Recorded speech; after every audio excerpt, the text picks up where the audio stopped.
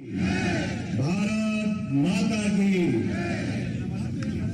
हम जिस जगह है यहाँ भिलड़ देव भगवान की जयकारा भी करना चाहिए। बोले भगवान भिलड़ देव महाराज की, नवग्रह महाराज की, सिरवेल महादेव की, माता लक्ष्मी माता की। आज लोकसभा के चुनाव की इस बेला में खरगोन निमाड़ में अपनी गर्मी चल रही है और सूर्य देवता का अपना ताप धीरे धीरे बढ़ता जा रहा है और ऐसे ही चुनाव का ताप भी बढ़ता जा रहा है।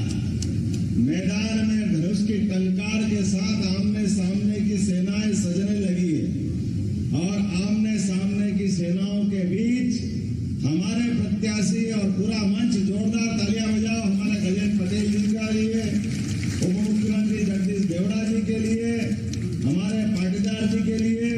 इस मंच पर विराजमान राजेंद्र राठौड़ जी जिला अध्यक्ष, कमल नयन इंगले जी, ताली वाली बजाते रहो भाई, सुभाष कोठारी जी, लोकेश शुक्ला जी, राजेंद्र यादव जी, राजकुमार लेव जी, श्याम बर्डे जी, आत्माराम पटेल जी, चंद्र सिंह वास्कले जी, अंतर सिंह पटेल। नाम तो बहुत सारे, पूरे सभी के लिए ताली बजाओ भाई। आज अपने पास टाइम की थोड़ी सी,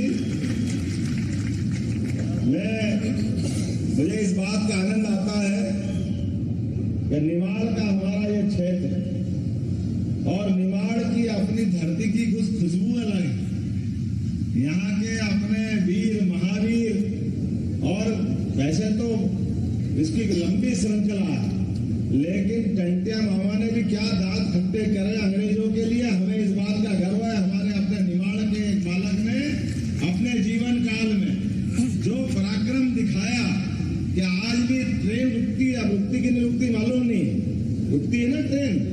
ये जो हमारा पराक्रम पुरुषार्थ, वो अंग्रेज जिनका सूर्य अस्त नहीं होता था, उनके पावर जितने थे उतने थे, लेकिन उनसे ज्यादा हिम्मत का हौसला हिमालय से बात करने वाला टंटिया मामा की धरती पर मैं आपको प्रणाम करता हूं और आपको बधाई देना चाहता हूं। आज के इस दौर में कल ही बीते कल हनुमान जयंती बनाई हमने, सबने बनाई ना हनुमान जयंती हमने, और हम अपने हनुमान जी को याद करें, राम राज्य को याद करें। राम राज्य की घटना से अगर हनुमान जी को हटा दो तो राम राज्य ऐसा लगता है अधूरा रह जाएगा, लेकिन जब से हनुमान जी और राम जी का मिलन हुआ, भगवान राम का भी जीवन बदल गया और ये जीवन को सार्थक करने का हनुमान जी ने जो आदर्श पूरे दुनिया के सामने उत्पन्न किया, वो आदर्श हम सबको आज भी प्रेरणा देता है। भगवान राम के बिना माता सीता का पता कैसे लग सकता था? भगवान राम के लिए, सीता माता के लिए हनुमान जी अगर नहीं होते तो समुद्र कौन लांग सकता है? जोरदार ताली बजाओ समुद्र लांघने वाले हनुमान जी के लिए। ये हनुमान जी के आधार पर मैं बात कहना चाह रहा हूं कि हनुमान जी जो समुद्र लांघ करके गए तो माता का पता भी लाए और उस घमंडी रावण की लंका को जला के भी आए। हमें इस बात का गर्व है। आज भी घमंडिया गठबंधन है, आज भी हनुमान जी का भक्त हमारे अपने लोकसभा के सरकार बनाने के लिए आपके सबके बीच आशीर्वाद लेने आए, जिसका अपना कोई परिवार नहीं। हनुमान जी का कोई परिवार था क्या? ये जनता जनार्दन का राज, राम राज बनाने के लिए लगातार अहर्निश सेवा कर रहा। जोरदार ताली बजाओ हमारे यशस्वी प्रधानमंत्री के लिए।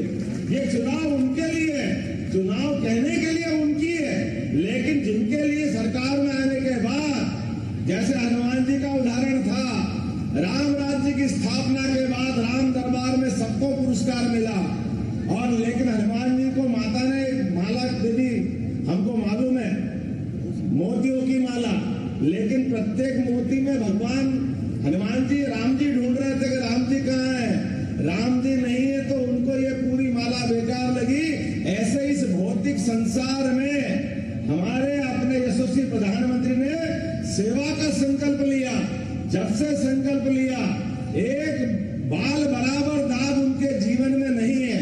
अपने जीवन काल में गुजरात के एक बार नहीं, 2 बार नहीं, 3 बार मुख्यमंत्री बने, लेकिन जीवन में सारी जितनी मिली पेंशन, जो वेतन, वो सारा का सारा पैसा, जैसे प्रधानमंत्री बने तो सारा का सारा अपने माँ के कर्मचारियों की, बहन बेटियों के लिए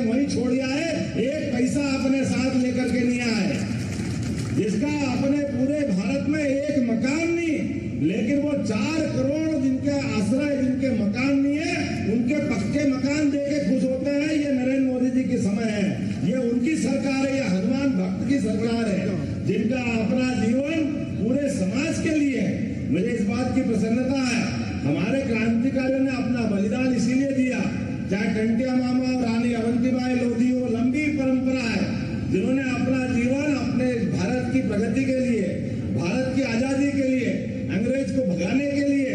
लेकिन दुर्भाग्य से अंग्रेज तो चले गए ना, कांग्रेस छोड़ गई। ये बहुत दुर्भाग्य की बात है, कांग्रेस के कर्म ही ऐसे। कहाँ ढूंढो इनको, कहाँ बोलो। आप बताओ, जितने आए सब चुनाव लड़के, रोज पानी पी के एकमात्र व्यक्ति दिखता है इनको, जिनको रोज गाली देते हैं, और कोई नहीं मिलता। रोज गाली किस लिए देते हैं? सोनिया गांधी इसलिए गाली देती कि राहुल गांधी को नहीं बनने दे रहा है। अब इसका हम क्या करें भाई? तुम अपने परिवार से बाहर नहीं आ रहा, उनको अपने राहुल और प्रेम के आगे बाहर कुछ दिखता नहीं। लालू यादव इसलिए गाली बकते कि तेजस्वी को नहीं बनने दे रहे। ममता इसलिए बोलती कि भतीजे को आगे नहीं आने दे रहे। पूरा खानदान सब अपने खानदान को बढ़ाने के लिए निकला है। लेकिन नरेंद्र मोदी ने कहा कि 142 करोड़ ये मेरे खानदान के लोग हैं, ये मेरे परिवार के लोग। ये सच्चे अर्थों में लोकतंत्र की लड़ाई के लिए हम लगे हैं। मुझे इस बात का आनंद है, हम अपनी संस्कृति में ये अपने झंडे के साथ फैले हुए कीचड़ में कमल खिलाने के लिए निकले हैं। और इनकी दृष्टि देखो, दुर्भाग्य के साथ ये कहते हैं ये भगवा कलर, पता नहीं क्या मालूम क्या भगवा से इनकी आपत्ति क्या है, कितना इनको कैसा इनकी दुश्मनी है। हमने किसी रंग से नफरत नहीं की, लेकिन इनके मन में तो पता नहीं क्या चश्मे में क्या जुड़ा हुआ है। अरे दूरदर्शन वालों ने अपने उस प्रतीक चिन्ह में भगवा क्या ले लिया? हाय भगवा, हाय भगवा, हाय भगवा। इनकी छाती पे सांप लौट रहा, सांप। इनको सूझ नहीं पड़ रही क्या हो रहा है आपके अपने बीच। अरे हमारे तो हर देवस्थान पर अगर झंडा लगता है तो काय का लगता है? जरा बोल के बताना, काय का लगता है? कोई घर परिवार छोड़ता है तो संन्यास धर्म धारण करता है, तो वो क्या कर लेते हैं? कपड़े बनते हैं उनके, कौन से कपड़े पहनते हैं? क्या तुम्हारा बस चले तो क्या साधु सन्यासी को उनको कहाँ ले जाओगे? भगवान के झंडे को कहाँ ले जाओगे? भारत माता का चित्र आपने देखा होगा तो 3 तरफ से समुद्र उनके चरण पखार रहा है, और पीछे मुकुटमणि बन के हमको मालूम धारा 370 हटा करके कश्मीर को और सुंदर बनाने का काम किसी ने किया है। तो नरेंद्र मोदी ने क्या जोरदार ताली बजाओ, सच्चे अर्थों में भारत माता की प्रतिष्ठा का काम जिनने किया है। और भगवा झंडा उनके हाथ में भी है।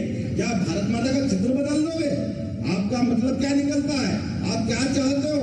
और तो और मैंने कहा कि हमारे देश के प्रधानमंत्री ने जो संकल्प लिया कि अपनी सारी संपत्ति देश के लिए देकर के जिस ढंग से आगे बढ़े, हमारे लिए तो गौरव की बात है। और उन्होंने कहा कि कांग्रेस घोषणा पत्र लाती है, तो घोषणा पत्र में क्या कहती है?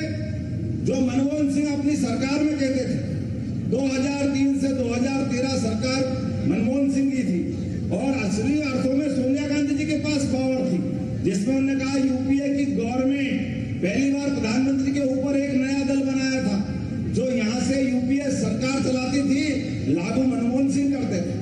और मनमोहन सिंह ने कहा था इस देश के सभी संसाधनों के ऊपर पहला अधिकार मुस्लिम समाज का रहेगा। अरे बाप रे, तुम्हारे को थोड़ी शर्म आ रही कि नहीं आ रही? और अभी फिर घोषणा पत्र ला रहा हूं, उस घोषणा पत्र में भी वही बात कह रहा हूं कि हम इस भारत के अंदर चुनाव जीतेंगे, कांग्रेस चुनाव जीतेगी, तो कांग्रेस सर्वे कराएगी। जिनके पास ज्यादा संपत्ति है, जिनके पास ज्यादा मकान है, जिनके पास ज्यादा सोना है, उनसे छीन करके जिनके पास नहीं है उनको दे देंगे। मतलब किसको दे दोगे? पहला हक किसने बताया था? किसका बताया था? हमने बोला क्या?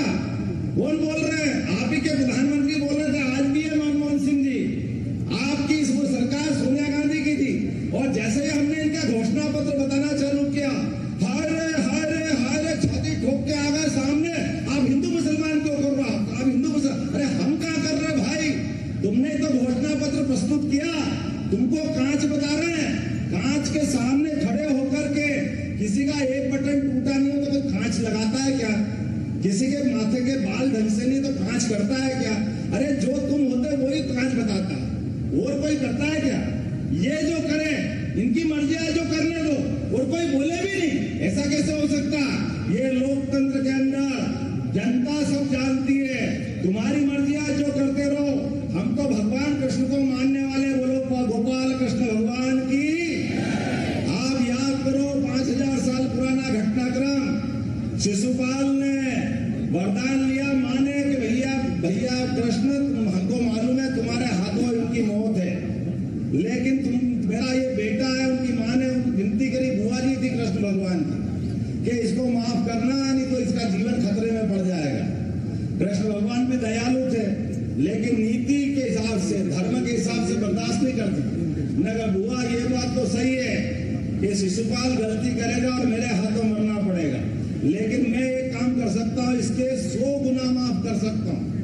जब 100 पूरे हो जाएंगे फिर मेरे से मत बोलना। 1 2 3 शिशुपाल गाली बकता गया, बकता गया, बकता गया। 1 2 3 4 95 96 97 98 99, और जैसे ही 99 पूरे हुए, उंगली बढ़ाई, भगवान ने सुदर्शन चक्र धारण किया और शिशुपाल का गर्दन समाप्त कर दिया। भगवान कृष्ण के वंशज बैठे हैं, आपकी सबकी उंगली में भी सुदर्शन चक्र है। जोरदार ताली बजा, आपकी उंगली का उपयोग बताना पड़ेगा। कांग्रेस ने भी गलतियां करी, गलतियां पे गलतियां करी, कांग्रेस ने भी 100 गलती करती है। अब चुनाव वाले दिन आपको अपनी उंगली का प्रयोग करना है, 13 तारीख के दिन। जोरदार ताली बजाओ। इनके सारे आतंक का अंत करना है। जो जो इनने किया, एक एक गिनती याद रखना, एक एक गाली याद रखना, जो जो करना था सब कर लिया।